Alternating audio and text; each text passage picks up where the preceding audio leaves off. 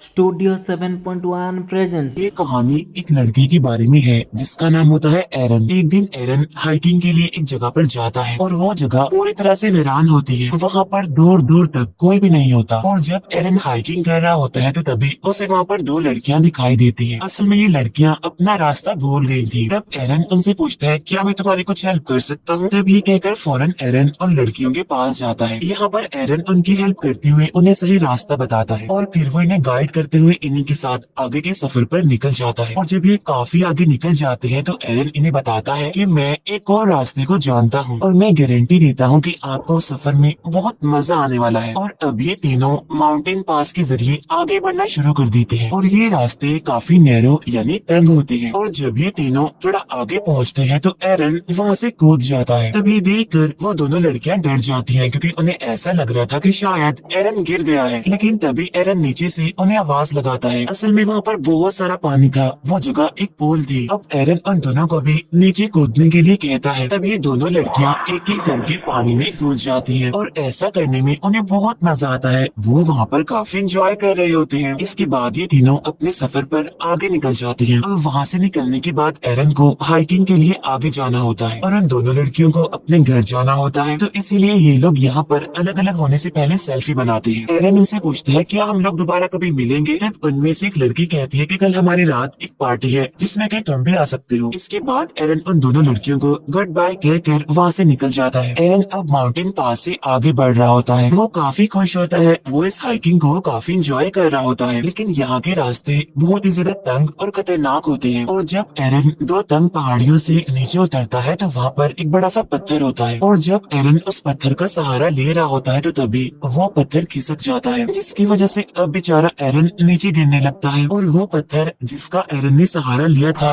वो भी उसके साथ साथ आकर उसके हाथ पर गिर जाता है, उसके राइट हैंड पर। और अब एरन का हाथ दो तंग पहाड़ियों के बीच में एक पत्थर के नीचे फंस जाता है। अब हालांकि उसे ज्यादा चोट तो नहीं लगी थी लेकिन उसका हाथ वहाँ से निकल ही नहीं रहा था। वो अपने हाथ को वहाँ से निकालने की बहुत कोशिश करता है लेकिन वो इसमें नाकामयाब ही रहता है। और जब एरन को रियलाइज होता है कि अब उसका हाथ यहाँ से नहीं निकल सकता तो इसीलिए वो उन दोनों लड़कियों को चिल्ला चिल्ला कर आवाजें लगाने लगता है। लेकिन अनलकीली उसकी आवाज वहाँ से बाहर नहीं जा सकती थी क्योंकि ये सारे नैरो माउंटेन्स हैं और यहाँ से आवाज को बाहर पहुँचाना जहाँ पर दूर दूर तक कोई इंसान जानवर यहाँ तक कि बर्ड्स का भी नामो निशान नहीं है, ये ऑलमोस्ट इम्पॉसिबल था। इसके बाद एरन अपना बैग खोलता है और उसके पास हाइकिंग का जितना भी सामान होता है वो उन सबको बाहर निकाल लेता है। उसे यहाँ से किसी भी सूरत निकलना होगा क्योंकि वो जानता था कि शायद यहाँ पर कई महीनों तक कोई भी ना आए। अब जो सामान उसने बैग में से बाहर निकाला होता है उसमें एक नाइफ भी होता है। तब वो उस नाइफ की मदद से चट्टान को साइड से तोड़ने की कोशिश करता है लेकिन ये चट्टान तो काफी हार्ड थी, इतनी ज्यादा ठोस थी कि उसे जरा भी कुछ नहीं होता। और साथ साथ ये भी कि उसका राइट हैंड वहाँ पर फंसा हुआ था, इसीलिए उसे उल्टे हाथ से काम करने में भी काफी प्रॉब्लम आ रही थी। लेकिन फिर भी एरन हार नहीं मानता, हिम्मत नहीं हारता और वो लगातार उस चट्टान को तोड़ने की कोशिश कर रहा होता है। और इसी दौरान उसका नाइफ उसके हाथ से छूटकर नीचे गिर जाता है और वो उस नाइफ को हाथ से नहीं उठा सकता क्योंकि वो नाइफ उससे काफी दूर होता है। लेकिन फिर भी किसी तरह दिमाग लगाकर वो उस नाइफ को अपनी तरफ खींच लेता है और एक बार फिर से चट्टान को काटने लगता है। लेकिन वो इस काम में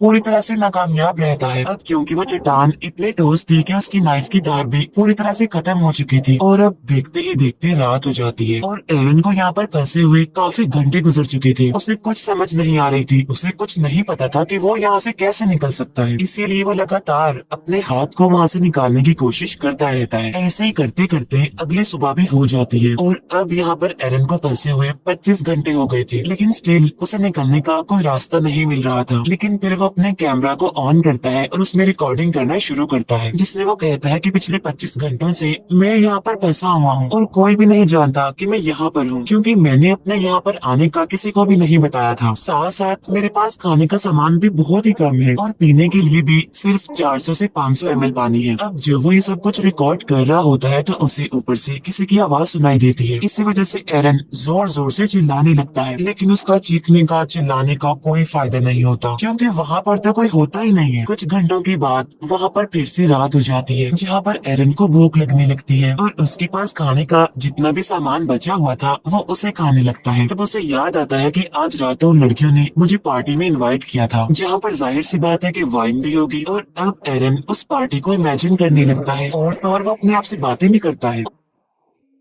और उसे वो टाइम भी याद आता है जब वो हाइकिंग के लिए सैटरडे को अपने घर से निकल रहा होता है, जहाँ उसके पास उसके मदर की कॉल भी आ रही होती है, लेकिन वो उनकी कॉल नहीं पिक करता, उन्हें नहीं बताता कि वो हाइकिंग के लिए जा रहा है। और अगर एरन ने उन्हें बताया होता तो शायद वो उसे ढूंढते हुए यहाँ पर आ जाते, लेकिन अब कोई भी नहीं जानता कि एरन आखिर है कहाँ पर। अब तीसरे दिन यानी कि मंडे को एरन एक पुली बनाता है। वो रस्सियों के जरिए उस पत्थर को बांधता है जो पत्थर उसके हाथ के ऊपर पड़ा हुआ है, और रस्सी के दूसरे हिस्से से वो उस पत्थर को उठाने की कोशिश करता है, लेकिन इतनी स्ट्रगल करने के बावजूद भी वो पत्थर अपनी जगह से हिलता तक नहीं है। इसके बाद वो रस्सी के उस सिरे को अपने पाँव में फंसाकर पूरा जोर लगाकर उस पत्थर को हिलाने की कोशिश करता है, लेकिन इस बार भी कोई फायदा नहीं होता। मुसीबत तो बढ़ती जा रही थी क्योंकि 3 दिन हो गए थे और अब उसका पीने का पानी भी खत्म हो गया था। अब क्योंकि वो यहाँ पर फ्री है, उसके पास कोई काम नहीं है, इसीलिए वो छोटी छोटी चीजों को भी नोटिस कर रहा था यहाँ पर, जैसे कि एक बर्ड ऊपर आसमान से उड़ रहा है, वो वहाँ से हिल भी नहीं सकता और कभी कभी वहाँ पर कुछ खतरनाक इंसेक्ट्स भी आते रहते हैं, और अगर वो उन इंसेक्ट्स को मारकर उन्हें खाना चाहता है तो उसे उनके आने का इंतजार करना होगा। और तो और इस माउंटेन पास में एरन को एक दिन में सिर्फ 15 मिनट की धूप मिलती है, क्योंकि उसके बाद धूप तो वहाँ से चली जाती है। अब 3 दिन से एरन यहाँ पर भूख से, प्यास से और ऐसे माहौल से काफी परेशान हो गया था, और इसीलिए अब वो ये डिसाइड करता है कि वो अपने हाथ को ही काट देगा। तब ये सोचकर वो अपने हाथ के ऊपर वाले हिस्से को यानी कि बाजू को अच्छे से बांध लेता है, और उसके पास जो नाइफ होता है वो उसे अपने बाजू को काटने की कोशिश करता है, लेकिन उस नाइफ की धार तो खत्म हो गई थी, जिसकी वजह से उसकी बाजू की पतले सी स्किन भी उस नाइफ से नहीं कट रही थी। तब इस बात से एरन काफी डिसअपॉइंटेड हो जाता है, और इसीलिए वो कैमरा में रिकॉर्ड करता है कि कभी भी सस्ते टॉयज मत खरीदना, क्योंकि ये तो बेकार होते हैं, किसी काम के नहीं होते। अब इस तरह करके एक और दिन गुजर जाता है, और जब रात होती है तो एरन को अपने पुराने दिन काफी याद आ रहे होते हैं। उसे अपनी फैमिली, अपने बेस्ट फ्रेंड और अपने बहुत सारे फ्रेंड्स याद आ रहे होते हैं, और जब वो लोगों को याद कर रहा होता है तो ऊपर आसमान में बादल आ जाते हैं, और देखते ही देखते बहुत जोरों से बारिश होने लगती है। क्योंकि एरन के पास पानी खत्म हो गया था, इसीलिए वो अपनी बोतल में पानी भरने लगता है, और उन तंग माउंटेन्स में भी पानी आने लगता है जहाँ पर एरन फंसा हुआ था। और अब देखते ही देखते पानी का लेवल बढ़ता जा रहा था, जिसकी वजह से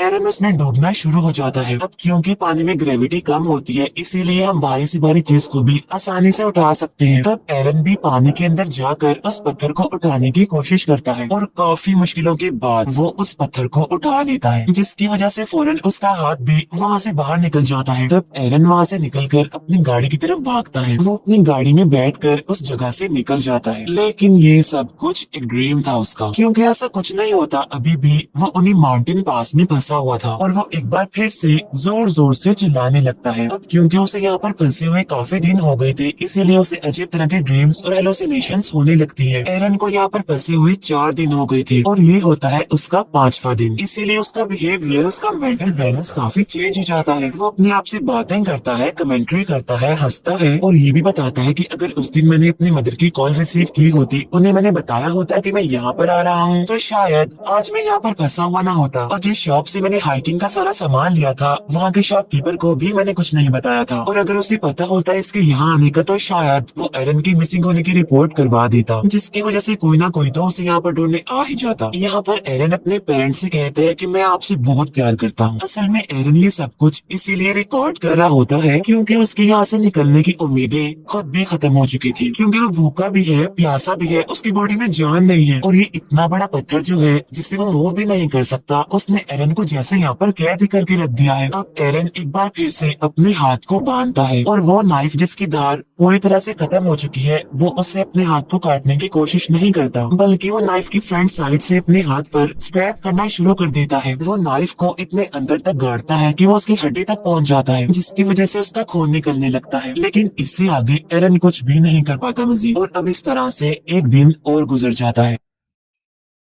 और जब छठा दिन आता है तो एरन की हालत काफी खराब होती है। वो काफी कमजोर पड़ गया था और अगर वो अब यहाँ से नहीं निकला तो वो बच नहीं पाएगा। तब यहाँ पर एरन ये भी सोचता है कि शायद ये पत्थर पूरी जिंदगी से मेरा ही इंतजार कर रहा है। जब से मैं पैदा हुआ हूँ ये माउंटेन पास मेरा ही इंतजार कर रहा था और शायद मेरी डेस्टिनेशन यही है। और अब वो वहाँ चट्टान पर रेस्ट इन पीस लिख देता है। साथ साथ वो अपने डेट ऑफ बर्थ भी लिखता है और अपना नाम भी, क्योंकि अब उसे यकीन आ चुका था कि वो यहाँ से जिंदा बचकर वापस नहीं जा पाएगा। साथ साथ उसकी पूरी हिम्मत टूट चुकी थी। वो काफी निढाल भी हो गया था। फिर नेक्स्ट डे यानी छठे दिन जब उसे हल्का सा होश आता है तो उसे कुछ विजन्स दिखाई देने लगते हैं। तब उस विजन में उसे एक छोटा बच्चा दिखाई देता है जो कि असल में एरन का फ्यूचर सन होता है। तब एरन देखता है कि वो अपने बच्चे के साथ खेल रहा है, जिसकी वजह से वो इमोशनल हो जाता है और अब उसके अंदर एक पावर डेवलप होती है और इसीलिए वो अपने फंसे हुए हाथ को ऑपोजिट साइड पर पुश करना शुरू करता है। ऐसा करके वो अपने हाथ की हड्डी को तोड़ देता है और उसके पास जो चाकू होता है उस पर भी उसने धार लगा ली होती है। और अब आहिस्ता आहिस्ता करके वो अपने हाथ को काटना शुरू करता है और अब इस तरह करके वो अपने हाथ को अपनी बॉडी से अलग कर देता है। और आज छठे दिन वो अपने हाथ को सेक्रीफाइस करके इस पत्थर से खुद को आजाद कर लेता है। और वहाँ से निकलने से पहले वो अपने हाथ की पिक्चर भी बनाता है, उस हाथ की जो अभी भी उस पत्थर में फंसा हुआ है। और अब एरन बड़ी मुश्किल से इन माउंटेन पास से बाहर निकलता है और बाहर निकलकर वो देखता है कि वहाँ पर बारिश का कुछ पानी पड़ा हुआ है। तब एरन वहाँ पर जाकर वहाँ से बहुत सारा पानी पीने लगता है, क्योंकि पिछले 6 दिनों से